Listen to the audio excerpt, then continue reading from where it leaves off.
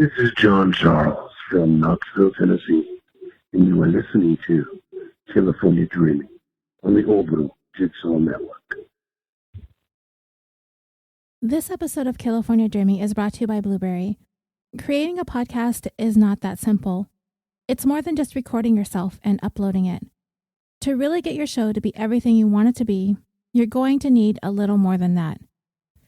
You need easy and reliable hosting so your time can be spent creating your content, the most accurate download stats so you know if you're reaching the audience that you're wanting to, and a web page that makes setting up totally easy on you and won't take up too much of your valuable time.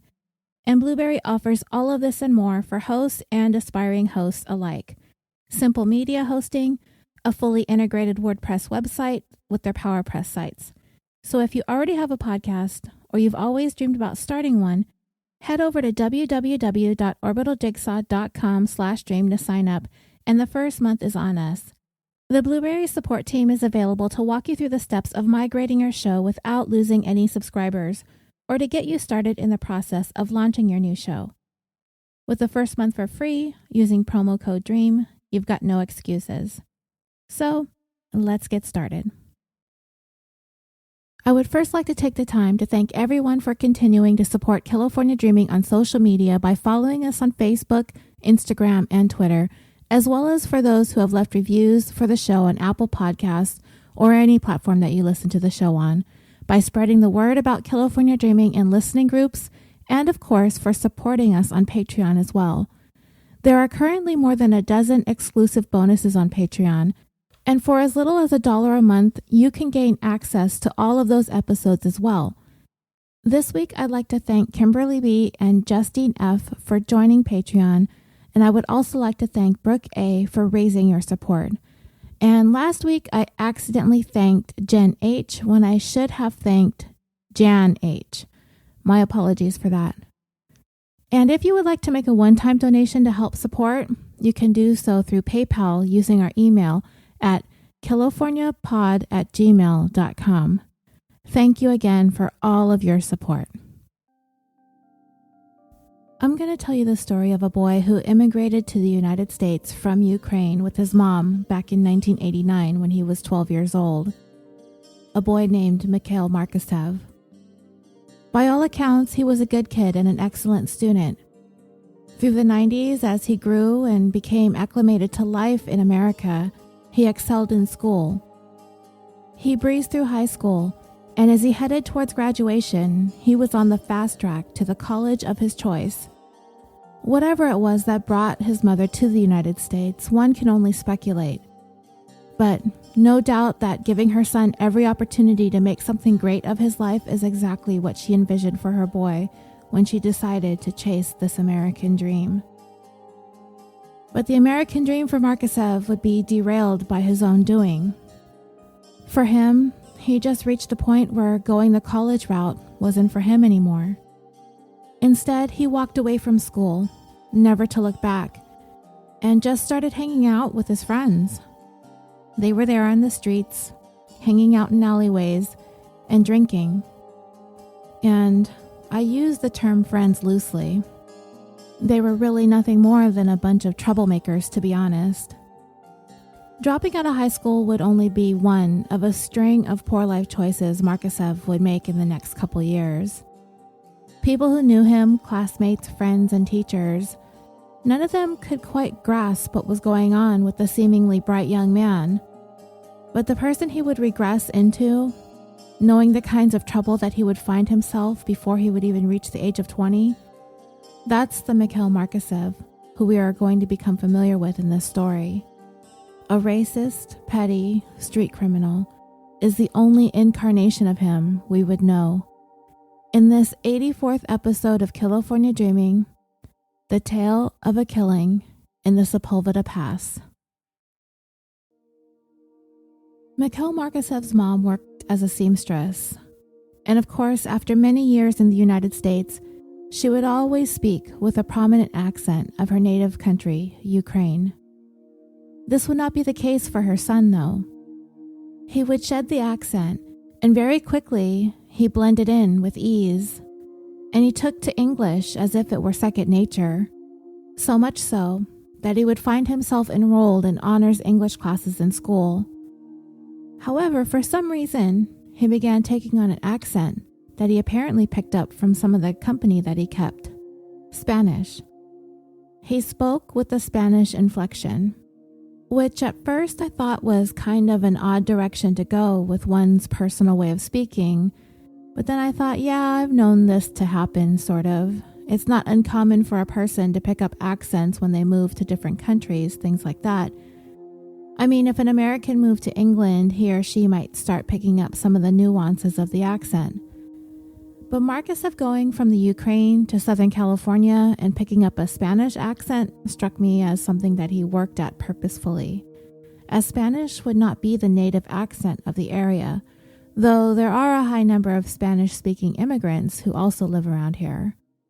So to me, what this indicates regarding Markhasev's personality, despite his strong academic performance in school and ability to maintain that in the face of having made such a dramatic move from a foreign country, all of this is indicative of someone who could have easily blazed his own trail, but he chose otherwise.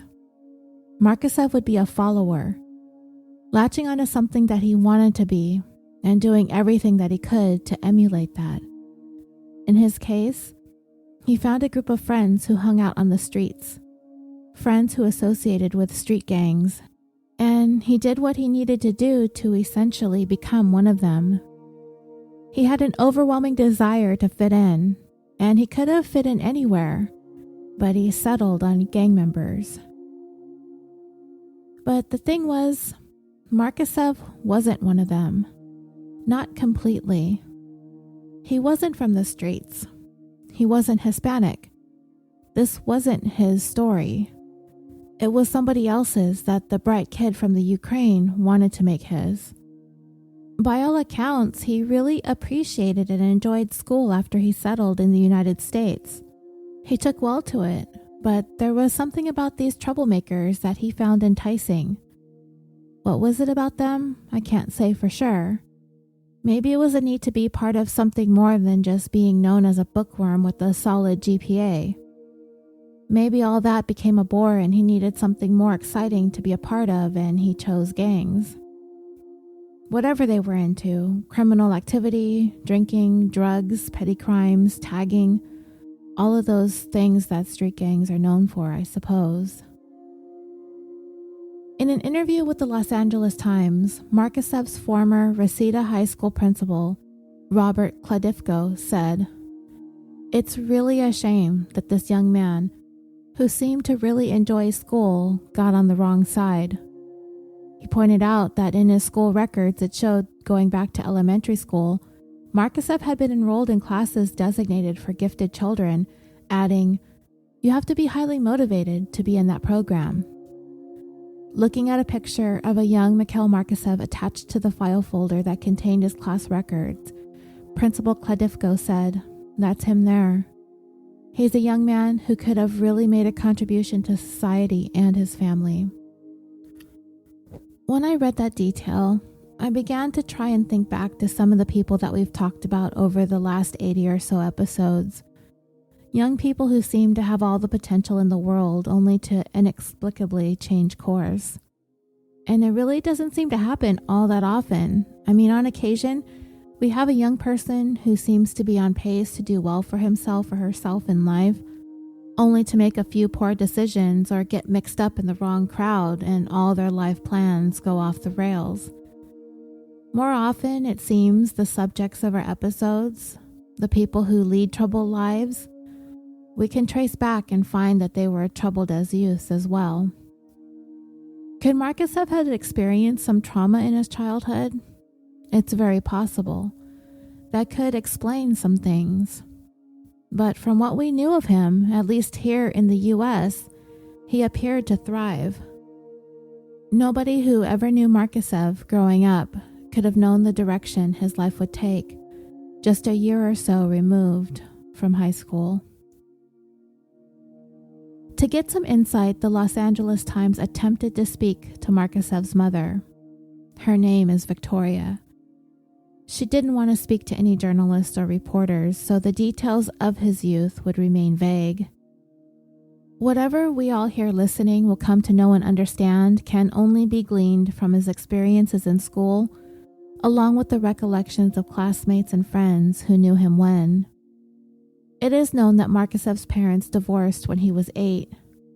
4 years later, Victoria would take her son and leave Ukraine behind, moving more than 6,000 miles to Los Angeles, California.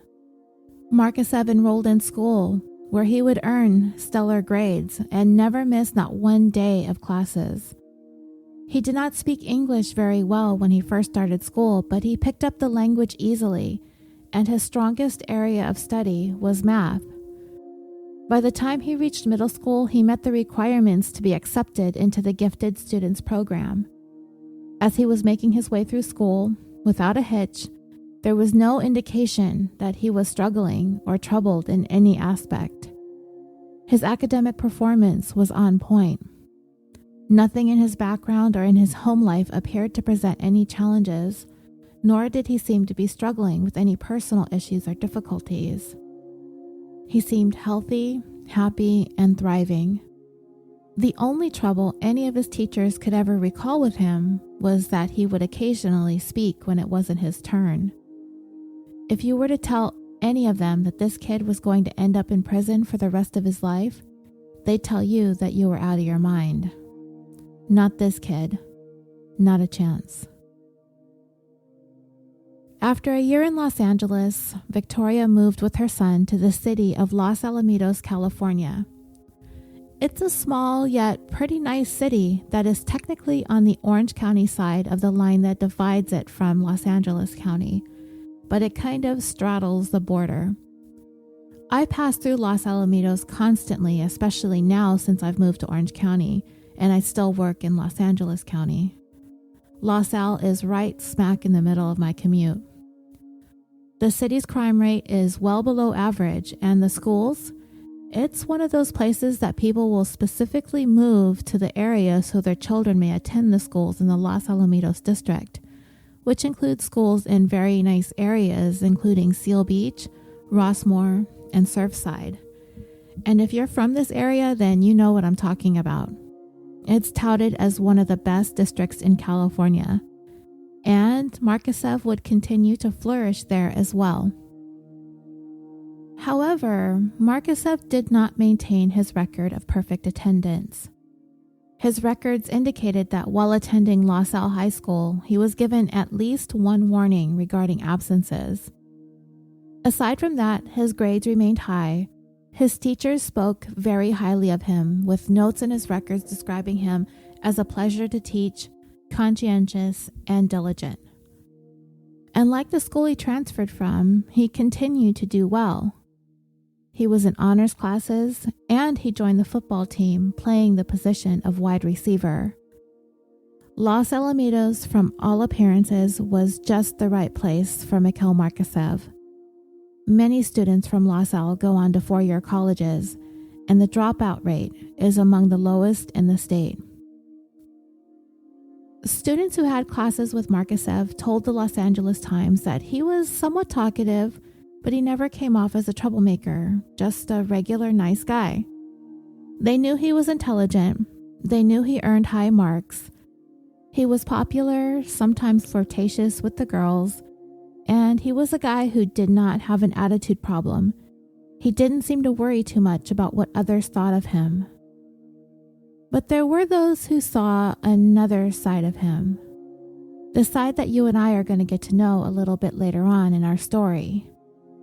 One former student stated, "He just thought he was this little white boy who wanted to be a cholo. He was a wannabe. He wanted to be a gang member." Cholo has a number of different meanings, but in this case, what this classmate is referring to is Mexican gang members. And this classmate who described him as such was right. Markhasev was starting to hang out with a Mexican gang, and he began going by a street name, Pee-wee. And it would be a name that he would tag everywhere. And as his time in high school trudged on, the timeline of Markhasev's gradual deterioration would be immortalized in his school records. The days of praise and adulation from his teachers began to evolve into more problematic notations and comments. He was becoming more and more disruptive in class. He was falling behind on his classwork or not turning in assignments at all. He was beginning to regularly receive detention, and he wasn't even showing up for it. And from there, things progressively got worse. He began getting into fights with other students. He also got caught tagging school property, an offense for which he was suspended. Then he was caught with drugs, leading to a second suspension. For Markhasev, school was becoming less and less of a priority. Kathleen Bias was a resident of Los Alamitos, and the way in which her house was situated, there was an alley nearby that, from the front of her home, she had a clear view of. She would regularly see Markhasev and his friends loitering in the alley. This was their favorite place to congregate, and she knew from the looks of them that they were involved in street gang activity, or at the very least up to no good, telling the Los Angeles Times. He got hooked up with the wrong people and showed poor judgment in his choice of friends. Those were people who made him think he was one of them. They were nice to him. Throughout the day, they would loiter around a park that was adjacent to the alley, going back and forth between sitting on the grass, sitting on a swing set, or sitting over on some benches. They'd also scrawl bits of graffiti on public property, one bit of it having read, "Mike loves Maggie." Mike was Mikhail. Maggie was his girlfriend at the time. After sunset, they had a couple of spots that they'd gather around as to not be seen by police, who while driving by would flood the area with their spotlights. And one of those out-of-the-way spots was right near the window of Kathleen's bedroom. And as a result of that, over time, she became somewhat acquainted with them. So much so, they'd even bum cigarettes off of her and she'd oblige. Markhasev, to her, though, seemed out of place. He was unlike the rest of the kids that he was associating with. In the few times that she'd interacted with him, she found him to be somewhat polite, well-mannered, and soft-spoken. He helped her once getting a spare tire onto her car when she came outside to find that she had a flat. Once he needed to use the restroom, but he was too embarrassed to ask, so he had one of his buddies ask on his behalf. Eventually, Kathleen would ask him what his name was, and he told her, even though his friends told him to tell her his street name, Pee-wee. She echoed the sentiment I shared with you earlier. He was a follower, never having the impression that he was ever in the lead in whatever these kids were up to. He just wasn't like the rest of them that hung out near her home. He wasn't loud or obnoxious, and he didn't have an attitude. Later on, Kathleen would come to his defense when he needed it the most. By the way, two of those people that Markhasev would hang out with in the alley, Eli Zachariah and Sarah Peters, they will play a role later on in the story. By 1995, Markhasev's mom seemed to feel it was time for a change, as it was clear that being in Los Alamitos, being around the friends that her son had made, was having a detrimental effect on him. Though he had yet to get in any trouble that was too serious, the 2 suspensions from school for tagging and drug possession was enough for her to try to get her son away from it all. So they moved about 50 miles northwest to Encino, California. Despite the move, Markhasev continued making his way back down to Los Alamitos to hang out with his friends. He was a sophomore at Reseda High School, but his stint at the school would not last long. He would spend 6 months at the Los Pinos Juvenile Detention Center. What he was in for would not be revealed due to his age. After his stint in juvie, he would never return to high school again. Principal Kladivko did not know Mikhail Markhasev. But when local news reporters began contacting him in early 1997, asking about the former Reseda High School student, his curiosity led him to pull Markhasev's school records. It was clear that the kid had been in a steady decline since his freshman year back at Los Alamitos High. Principal Kladivko can't help but feel the brunt of the responsibility of Markhasev's descent, that it rests on their shoulders. Somehow we failed him. He was doing extremely well in school. I really feel bad. He did what he did because something permanent in his life was lacking. We, meaning society, the schools, parents, do the best we can during the time we have them. There comes a time when you have to open up your hands and let them fly away and just hope that they don't dive bomb and crash. Principal Kladivko understands that Markhasev was ultimately the master of his own fate. He was going to do what he was going to do, but he's been able to let go of that feeling that this was completely his responsibility as principal, in knowing that he's had students that have to deal with much worse in their lives. Students that struggle with personal adversities, troubles adapting to changes or moving from school to school. In Markhasev's case, from a whole other country. Principal Kladivko has been able to find a measure of comfort in knowing that Markhasev is the exception, not the rule. Markhasev's life would change forever one cold January night in 1997 when he would have a chance encounter with another young man with a bright, promising future. Ennis William Cosby was born to parents William Henry and Camille Olivia Cosby on April 15, 1969. He was the couple's third child out of 5 and the only boy. Ennis's 4 sisters were Erica, Erin, Ensa, and Evan. And his arrival, after 2 girls, was very much anticipated, as Dad had been hoping for a boy finally. Ennis was born in Los Angeles, and he was raised here in Southern California, though he split his time between here, Philadelphia, and New York, as his family maintained homes in those cities as well.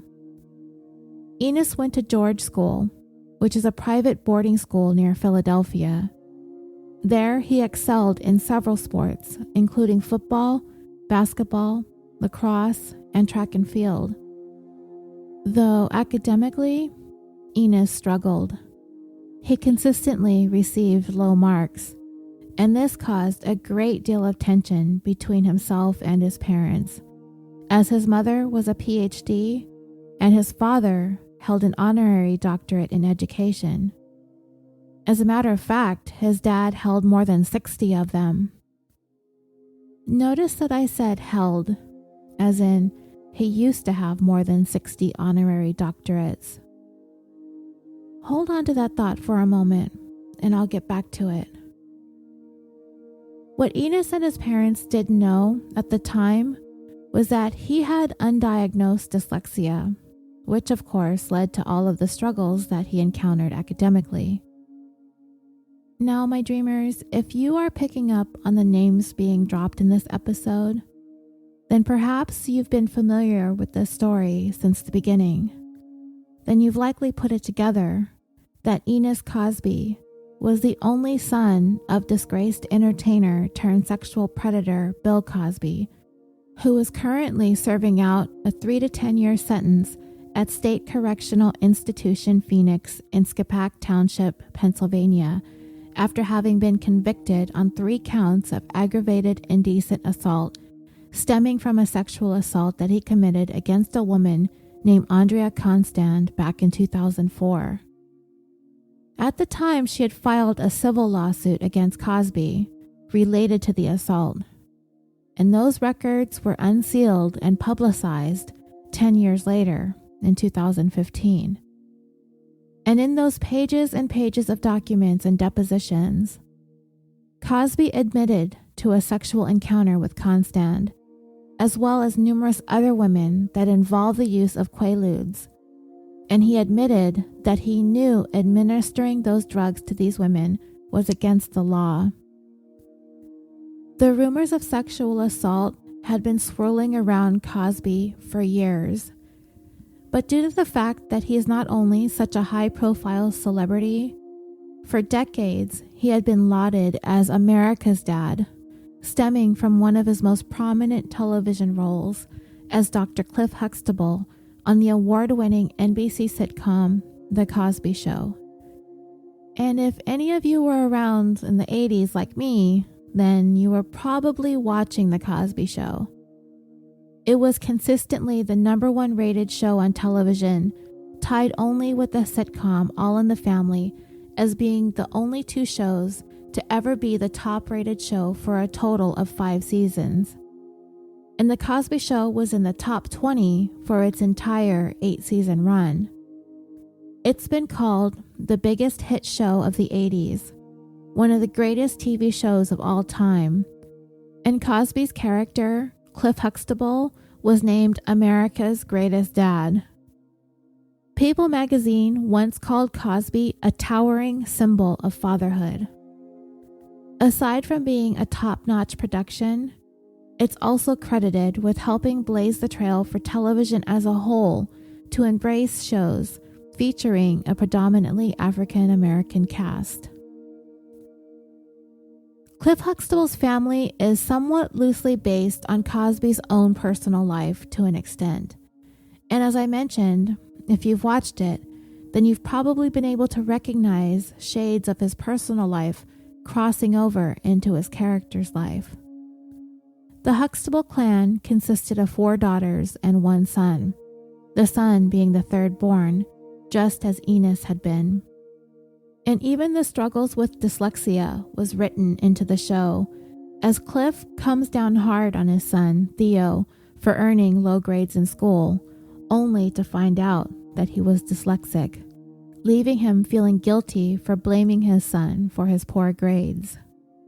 It was a known fact that Cosby in real life did carry around a degree of remorse for initially having blamed Ennis's poor character for his low grades throughout school. And as for Cosby's honorary doctorates, honestly, dreamers, the list of awards and accolades that this man earned throughout his career is mind-boggling, as is the numbers of universities that issued him a doctorate. As a direct result of the sexual assault allegations made against Cosby following the release of his 2005 deposition in 2015, all but a handful of universities have since rescinded their honors. Fordham, Marquette, the University of San Francisco, Brown, Wilkes, Baylor, Lehigh, Tufts, Goucher, Amherst, Franklin and Marshall, Drew, Muhlenberg, Springfield, Drexel, Bryant, University of Pittsburgh, Cal Poly, Swarthmore, Oberlin, Boston, Occidental, George Washington, Haverford, University of Connecticut, Colgate, University of Missouri, University of Pennsylvania, Ohio State, Notre Dame, Johns Hopkins, Carnegie Mellon, Temple, North Carolina A&T, Lafayette, Cooper Union, Yale, USC, Colby, University of Cincinnati, Medical University of South Carolina, Chapel Hill, Northwestern, New York, University of Maryland, University of Baltimore. All of them stripped Cosby of their honorary doctorates. And I mean, that's not even all of them. Incidentally, in Yale's 318-year history and more than 2,500 honorary doctorates that it has awarded, it has rescinded only one: Bill Cosby's. So yeah, for Ennis, the shadow his father cast was long. When Ennis began his studies at Morehouse College in Atlanta, it was there he was finally diagnosed with dyslexia. A friend had noticed his struggles and suggested that he get tested. Following the diagnosis, Ennis attended Landmark College, which is a private university located in Putney, Vermont, that specializes in and is exclusively for students diagnosed with learning disabilities. After completing a semester of intense academic training and retraining, Ennis went back to Morehouse, at which point his GPA skyrocketed from a low C average to a mid B average. And while studying, he took on some part-time tutoring, working with elementary through high school age students. He earned his bachelor's degree in 1992, going from there to Columbia University, where he earned his master's in 1995. During his time at Columbia, Ennis continued tutoring students, this time specifically working with elementary school students with learning disabilities.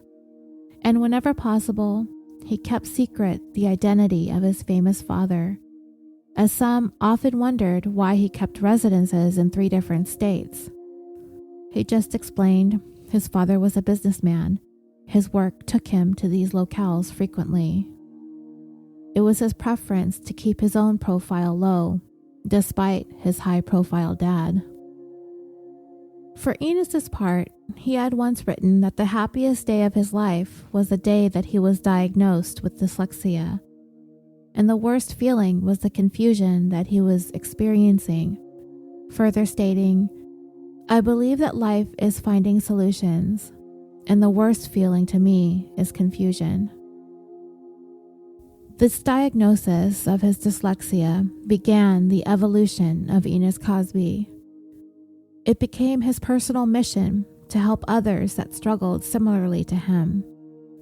He felt so connected with overcoming what weighed him down for so long. He was overjoyed with the understanding and clarity what knowing brought to him. He delighted in sharing that joy. Ennis became a leader. Just before he graduated from Morehouse, the Los Angeles riots broke out. The unrest had spread across our country, including where Ennis was in Atlanta. When some of his friends and fellow students wanted to join in the rioting that had erupted, he stood up to remind his friends that when they demonstrate, just don't go crazy. They were still there to be in school and to get educated. And his friends listened. And through it all, only a select few people would know just how famous his father was. As while he was at Morehouse, the Cosby Show was still at its peak. And Ennis was the apple of his father's eye, especially after they came to understand what was hindering Ennis's academic achievements early on. His father had so much pride in the fact that his son not only overcame his struggles, he turned it around and used it and redefined it. It did not define him. And that was a sentiment that Ennis passed on to those students who struggled similarly to himself. This does not define you. And most importantly, never give up. Those are words that Ennis lived by. After graduating with his master's, Ennis enrolled in Columbia's doctorate program. By January of 1997, Ennis was on winter break from Columbia, spending time here in Southern California. At that time, he was only 3 years away from being the next Cosby to have PhD tacked on to the end of his signature. But he would not be returning for the upcoming semester. He would not live to earn that PhD he spent all those years working towards. Ennis was in California visiting with friends on winter break. In the early morning hours of January 16, 1997, he was headed from his parents' house in the Pacific Palisades to his friend's house in Sherman Oaks. He was driving his green Mercedes-Benz northbound on the 405 freeway heading through the Sepulveda Pass, which is a little bit north of UCLA and south of Van Nuys. At approximately 1 a.m, Ennis was forced off the freeway at the Skirball Center Drive exit due to a flat tire. Now, this particular part of the 405, though this pass is very woodsy with lots of hills, and the further you go out from either side of the freeway, you'll begin to see lots of homes on the hillsides overlooking the pass. At night, it is very dimly lit. There just isn't much around that's close to this particular stretch of the freeway. So he called his friend who he was headed to go see, a woman named Stephanie Crane, who also happens to be the maternal aunt of actresses Melissa and Sarah Gilbert. He asked her to drive to his location. And when she arrived, she parked behind his vehicle with her engine running, the heater on, and illuminated the area with her headlights so Ennis would be able to see what he was doing while he was changing his tire. Suddenly, a man wearing a light-colored knit cap appeared at her window, which was rolled down. The man said, "Open the door or I'll kill you." Of course, this terrified her, so she immediately threw her vehicle into drive and quickly sped away. After traveling no more than about 50 feet or 15 meters, she had hoped that her having taken off like that had frightened the man away who had approached her window. So she turned around to see what, if anything, had happened and if Ennis was okay. As she approached, she really couldn't see much of anything. Not the man, not Ennis. She began calling out Ennis's name, at which point she saw the man running away towards a vehicle parked not too far away. Then she looked down, and that's when she saw Ennis lying on the ground in a pool of blood, next to his vehicle, the door ajar, hazard lights still flashing. Stephanie called 911 from her phone. Police and paramedics arrived shortly thereafter, but it was too late. Ennis had been shot one time in the head. Robbery had been a suspected motive, but he was still wearing a Rolex watch on his wrist, and he still had about $60 cash in his wallet. The morning Ennis died was a Thursday. He was due back for the spring semester at Columbia the following Tuesday. Not only did he have classes to attend to, he still had appointments to keep with students he was scheduled to tutor. Ennis was 27 years old. The LAPD investigating Ennis's murder got in touch with Congresswoman Maxine Waters, who they knew to be a friend of Ennis's family. They asked her for a phone number where they could reach his parents, but the Congresswoman refused to disclose this information to the detective assigned to the case. She turned to a mutual friend of theirs, Essence magazine publisher Ed Lewis, and asked him to be the one to contact Ennis's family to let them know the tragic news. Waters did not want the Cosbys to hear this from the police or the media. But the detectives were not deterred by the Congresswoman's refusal to provide them with the phone number. They knew that Cosby was on set at CBS Studios in New York at Kaufman Astoria Studios in Queens, filming a new series called Cosby. A producer of the show received the call and was the one to break the news to Cosby. She approached him on set and asked him if they could speak privately in his dressing room. There's been a killing in Los Angeles. Ennis may have been involved. He may be dead. Cosby immediately grabbed his coat. He had his private jet and he was headed to LA, but she stopped him. The police asked her to tell him not to fly out there, that they would call him, which they did.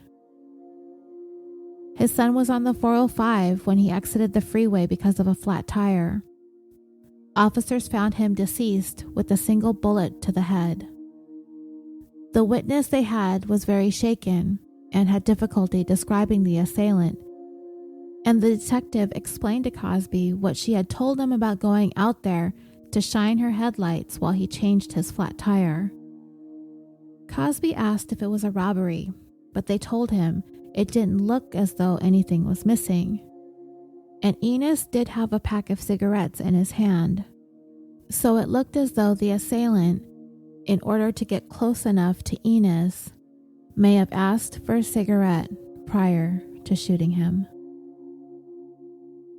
Despite the media circus that would ensue, Ennis Cosby would be quietly and privately buried on the family estate in Shelburne Falls, Massachusetts, on January 19th, 1997, in the very place where he ran around and played as a child. The chief of police at the time, Willie Williams, reached out to Cosby. They spoke for a while, particularly about other parents who've lost children. As a matter of fact, Chief Williams shared with Cosby that another child, a 17-year-old African-American girl named Corey Williams, no relation to the chief, had been shot on the same exact day as Ennis. She was caught in the crossfire of gang violence as she was making her way home from school in South Los Angeles. Cosby got Corey's mother's phone number, and the two grieving parents shared a number of phone calls in the wake of their children's deaths. The initial thought was that this was an attempted robbery or perhaps a carjacking that went wrong. That somebody just happened by who saw Ennis was driving a luxury car. That perhaps Ennis resisted and in a panic the assailant opened fire, shooting him one time in the head. Ennis's friend Stephanie provided somewhat of a description, telling the investigators that the shooter was white, young, and thin, that he was maybe between the ages of 25 and 35, wearing a knit cap. Based on her description, an artist created a composite sketch, which was distributed to the public and the media. Hundreds of tips came pouring in to investigators, and among them, the name Mikhail Markhasev was included. Eventually, it would be an anonymous tip provided to the tabloid magazine The National Enquirer that brought about Markhasev's arrest in March of 1997. Though he didn't exactly have a spotless criminal record, having been arrested previously on drug possession charges, there was nothing nearly as violent as what he was now being accused of. Those who knew Markhasev openly expressed their belief that he was innocent, not believing for a minute that the soft-spoken, generally quiet, unassuming young man was capable of murdering somebody. Markhasev was indicted on first-degree murder with the added enhancement of having committed the killing during the commission of a robbery. This would elevate the charges to a capital crime, thereby making Markhasev eligible for the death penalty. He pleaded not guilty. When the grand jury convened in Markhasev's case, two of his friends had testified against him, Sarah Peters and Michael Chang. Sarah Peters, along with her boyfriend, Eli Zachariah, the two that I mentioned earlier in this episode, they were with Markhasev the night Ennis was murdered. Sarah testified that the three of them were high on heroin and cocaine. They had pulled over at a park and ride that was about 450 feet or 140 meters away from where Ennis had parked his car to put on the spare tire. She said that they were there to use a payphone, and I've also read in other reports that they did have a drug connection that lived in the area and that they possibly had intentions of trying to rob this connection. She said that while her boyfriend was on the phone, she watched Markhasev walk away. She didn't know where he was headed, and as I said earlier, there isn't much around, nor did he say where he was going, though she was under the impression that he was going to try to rob someone. A few minutes had passed when she suddenly heard one loud popping sound, and not long after that, she saw Markhasev running back to their vehicle, telling them that they needed to go, they had to get out of there, let's go.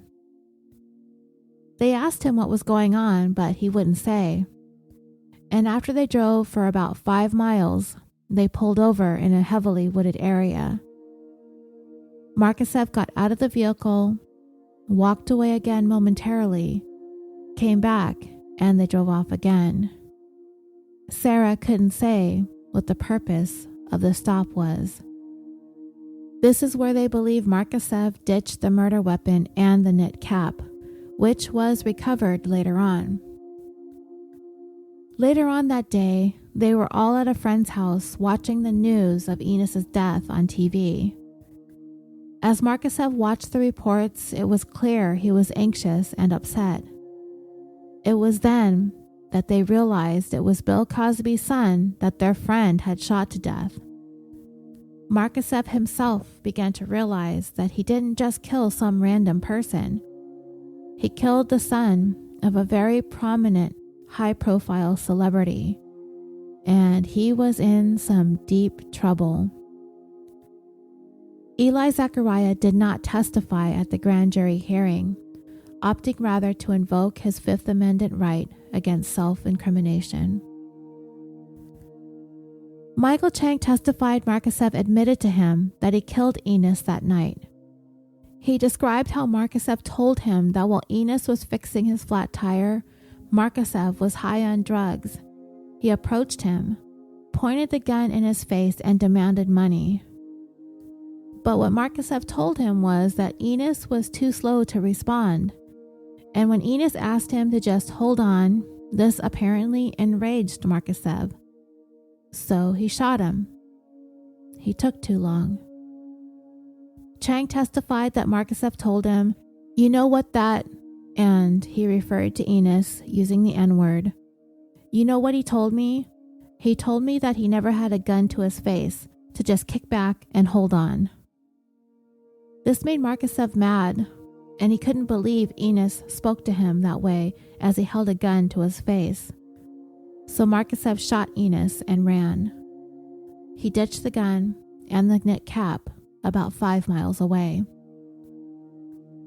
Chang, however, did not testify in Markhasev's actual criminal trial, as he and another man named Christopher So had actually gone back to the wooded area to search for the gun sometime later on, though they were unable to find it.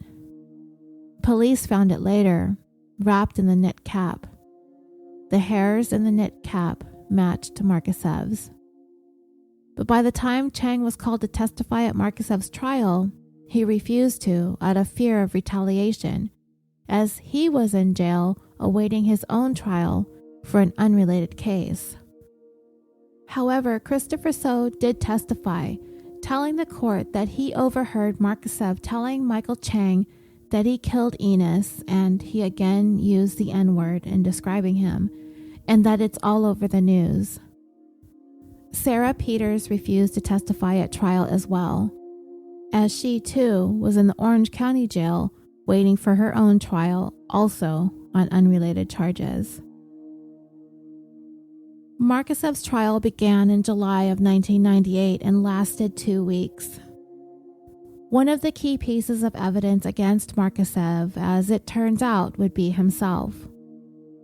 While he was in jail, he had written a letter, and in this letter, he confessed to the murder, again referring to Ennis using the N-word.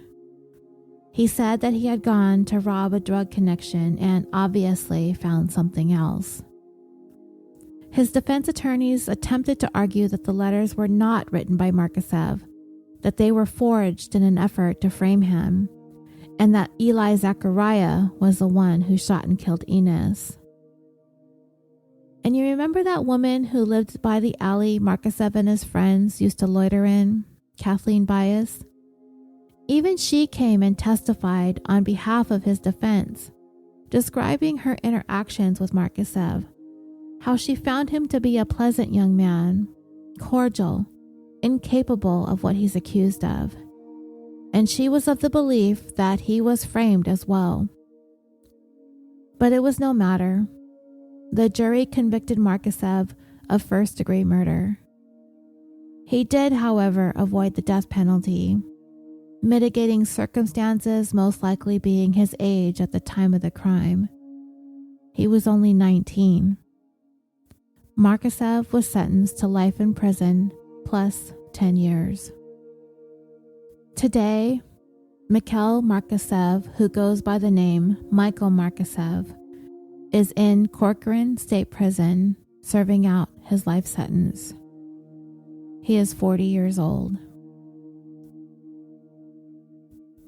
2.5 years after his conviction, Markhasev abruptly dropped all of his appeals and admitted to being the one who killed Ennis.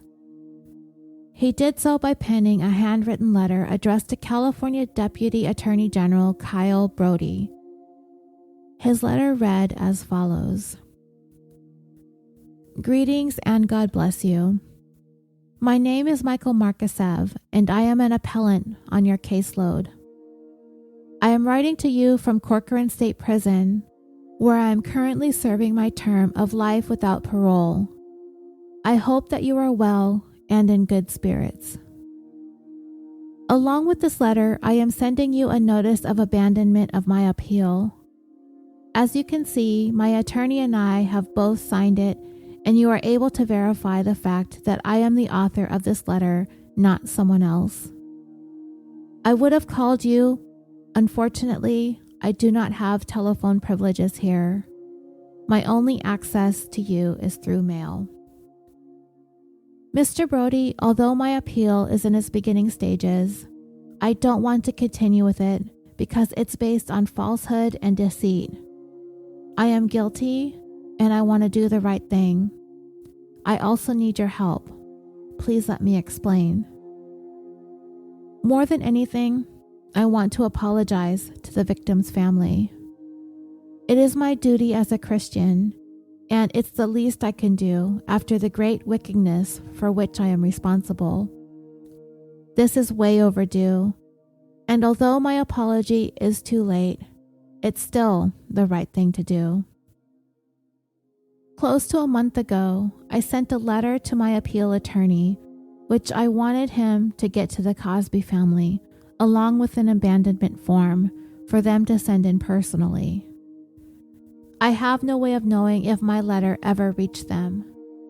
I've attempted to contact them before, but to no avail. I fully understand their reasons for not wanting to speak to me. Is it possible for you to notify them of the abandonment? All I want to do is apologize. As you know, I have nothing to gain by this. There are more important things at hand. Mr. Brody, I trust that you, as an officer of the court, to do the right thing. It may be extremely naive on my behalf to approach you this way, but I have already usurped my other options. I hope that you understand. Please send me a confirmation of the denial, that is the cancellation. If you have any ideas, I'll be glad to listen. I'm not coming to you with guile or hidden agendas. This is as simple and plain as I can get. My final request to you is, if it's possible, please spare my family the public ridicule and abashment. It's not their fault that I am here, and as it is, I've already put them through hell. Thank you. I truly appreciate it. Mr. Brody, I hope to hear from you soon. This is not about me, but about those whose lives I've marred, and my motive is to at least try to mend the things that I've destroyed. Take care, and may the Lord bless you in every good deed. Your loved ones also. Thank you for your time and attention. Respectfully, Mikhail Markhasev. It's clear that despite the tragedy that occurred the night that Ennis Cosby crossed paths with Mikhail Markhasev, that in some ways, the two young men had at one time were on similar paths in life. For Markhasev, the good grades and the high academic standing came easy to him. Yet for Ennis, It was a battle all the way through school, up until he got to college when he was finally able to figure out why things weren't presenting themselves to him in the way that he was being told that they were. And once he understood that his way of taking things in wasn't wrong, it was just different, he ran with it, making it his life goal to help others find the clarity that he was able to finally discover. And even though Markhasev was not afflicted with any type of learning disabilities, even though the learning came naturally to him, I can't help but think that if he had known Ennis Cosby in a different place and time, Ennis would have been able to find a way to reach the troubled young man when he began turning away from his studies, opting to run around on the streets with his friends who were out causing trouble. And I kind of think that Markhasev came to a point, going on 3 years into his life sentence in 2001 when he wrote that letter, where he realized exactly what it was he robbed Ennis's family and loved ones of once he became aware of who Ennis was in life and the extraordinary life that he ended on that chilly night 4 years earlier. And the fact that he decided to come with the truth and end all of his appeals about what went down that night on Skirball Center Drive when he approached the man laboring to change his flat tire, admitting to the truth, taking the responsibility, halting his appeals, to me speaks at least to some measure of remorse in taking responsibility for his crimes. Mikhail Markhasev could have continued to appeal his case for years following his conviction, as we all know that these kinds of things can drag on for a really long time, and it continues to dog the family, as the potential for a conviction to be overturned is always looming until the appeals run dry. And there very well could have been some grounds for appeal. One of the biggest issues was Stephanie Crane was unable to pick Markhasev out of a lineup, nor did her description of him match up either, as she put the age of the assailant between 25 and 35, while Markhasev was only 19 at the time. It seemed as though Markhasev arrived at that place.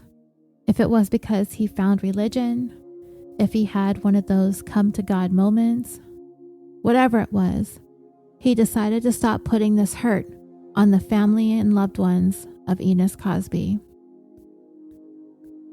And when Ennis Cosby was murdered, gone was Bill Cosby's one and only son.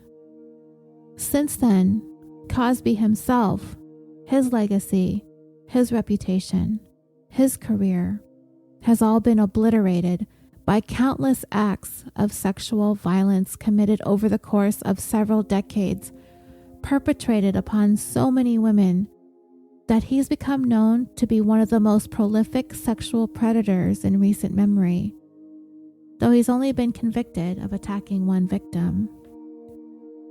At the time of Ennis's death, Bill Cosby's grief was palpable. Those who were close to Cosby at the time would say his world was shattered when Ennis died. Cosby and his family were left with a tremendous void. All the hopes and dreams that he had had for his only son died right along with him. So many people reached out to the Cosbys, wanting to know what they could do, where they could contribute in honor of Ennis's life. So with the guidance and encouragement of Reverend Jesse Jackson, the family answered the call to action to keep Ennis's dream alive by forming a charitable organization that works towards the early detection and treatment of those struggling with dyslexia. It was called Hello Friend, the Ennis William Cosby Foundation. The one thing that the Cosbys wanted more than anything during this difficult time for their family was to make sure that they maintained the integrity and dignity of the Cosby family name. Now, here, some 22 years after Ennis's death, the irony of that is not lost on me. Of Bill Cosby during this time of mourning, Reverend Jackson would say, "When Bill Cosby has the tailwind at his back, doing no wrong in records, movies, and television, you did not think it possible that he could be Job. But now, he and his family are facing a sudden storm. How they will handle it is really the ultimate way one's character and strength are measured." The Reverend compared Cosby to the biblical character Job. Job is a wealthy, prosperous, good man with a large family and extensive flocks. He is always good, careful to avoid any evil doing. One day Satan appeared before God in heaven. God tells Satan all about Job and how he was a good and prosperous man. But Satan tells God that the only reason Job is good is because God has blessed him far too generously. So Satan posed a challenge to God. Grant him the permission to punish Job, to beset him, and when he does, Job will curse God. God allows Satan to torment Job to test the claim that he will curse him if he torments him enough. But Satan is forbidden to kill Job. So over the next day, Job received several messages, each bearing terrible news. His livestock, his servants, his health, his property, and 10 children have all died as a result of invaders or catastrophes. Job rips his clothes off and shaves his head, but continues to bless God in his prayers. Satan asks God for another chance to test Job, which God grants. So this time, Job finds himself covered in horrendous skin sores. Job's wife tells him to curse God, give up and die, but Job refuses. He works towards understanding the situation that he is in and chooses to search for the answers to solve his difficulties and struggles. This is who Reverend Jesse Jackson compared Bill Cosby to following Ennis's death.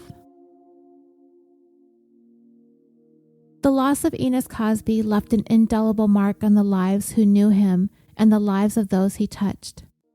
He was on his way to fulfilling his dream of making the world for those who differently viewed it a little bit easier, to help people discover the greatest day of their lives when everything was vibrant, clear, and finally made sense.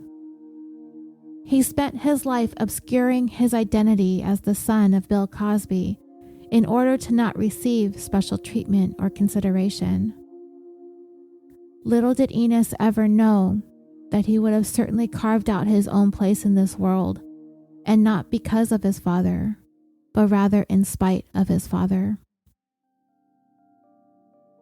And that brings this 84th episode of California Dreaming to a close. If you would like to discuss this case in more detail or any of the other cases that we have covered in the past, please feel free to request and join the California Dreaming official Facebook discussion page. There we have cultivated an amazing community of listeners and true crime fans who share their thoughts and opinions on all of the cases that we cover, as well as other current true crime stories, other news events, TV shows, documentaries, books, whatever you find that you'd like to share, please come and join us. You can also follow the show on Twitter at CaliforniaPod and Instagram at California Dreaming Pod. California Dreaming is proudly brought to you by the Orbital Jigsaw Network. We are a podcast production company located in Los Angeles, California, with a mission to create some of the best podcasts to listen to consistently improve upon our current roster of shows, to develop new content that appeals to people all over the world, and to provide a thriving community for listeners and podcasters alike. I am so proud to be a part of this amazing group of shows and hosts. So please visit us at www.orbitaljigsaw.com. There you can find links to all of the shows in our network, the merchandise store, the blog, or if you just want to email us and let us know what you think, That's www.orbitaljigsaw.com. I'm your host, Roseanne. Thank you so much for listening. And until next time, sweet dreams.